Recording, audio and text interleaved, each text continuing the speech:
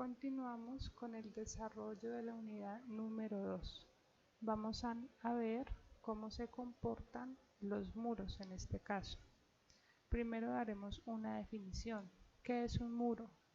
Es un elemento que vamos a clasificar como un elemento plano, donde si comparamos su espesor, este es mucho menor que su altura y respectivamente su espesor respecto a la longitud pues es mucho menor. A diferencia de elementos lineales como las columnas y las vigas que ustedes han trabajado en estructuras como los pórticos, donde al comparar las dimensiones de la sección transversal, altura y base de la sección, estas son mucho menores que la longitud del elemento. Entonces, nuestro elemento tipo muro, que es un elemento plano, debido a sus condiciones geométricas, van a tener una gran rigidez en su sentido longitudinal y poca rigidez en su sentido perpendicular. ¿Debido a qué? Si calculamos la inercia en su dirección longitudinal, entonces esta sería mi base, el espesor, y la altura sería la longitud del muro. Estaríamos elevando la altura al cubo y sería una gran rigidez. Contrario a calcular la rigidez en el sentido perpendicular, donde la longitud vendría siendo la base y el espesor al cubo.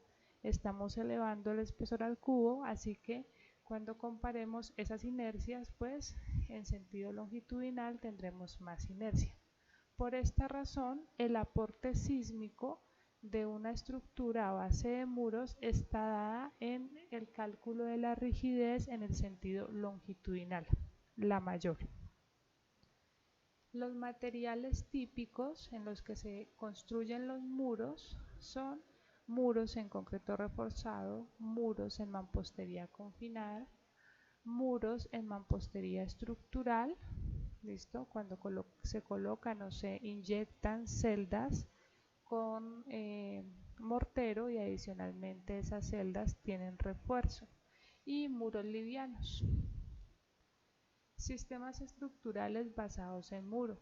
La norma NSR 10 establece o clasifica la mampostería estructural en mampostería de cavidad reforzada, mampostería reforzada, parcialmente reforzada, la no reforzada, mampostería de muros confinados muy usada en nuestra ciudad, mampostería de muros de diafragma y mampostería reforzada externamente, que se utiliza básicamente en el reforzamiento de muros, esta última. ¿Listo? Esta. A ustedes les dejo entonces como actividad que consulten en qué consiste cada una de estas mamposterías y que en un documento hagan el resumen de la definición de cada una de ellas y se apoyen en imágenes para mayor comprensión.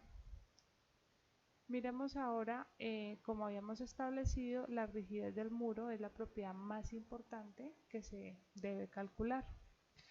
Cuando aplicamos una fuerza en el sentido longitudinal, pues ya vemos que en ese sentido el muro es bastante fuerte, tiene la mayor inercia. Contrario a que se aplique en el sentido perpendicular, donde el muro pues no es fuerte, así que la rigidez en este sentido no interesa. Nos quedamos entonces con el cálculo de la rigidez aplicándole una carga en el sentido longitudinal. Con esta expresión podemos calcular esa rigidez en el sentido fuerte del muro.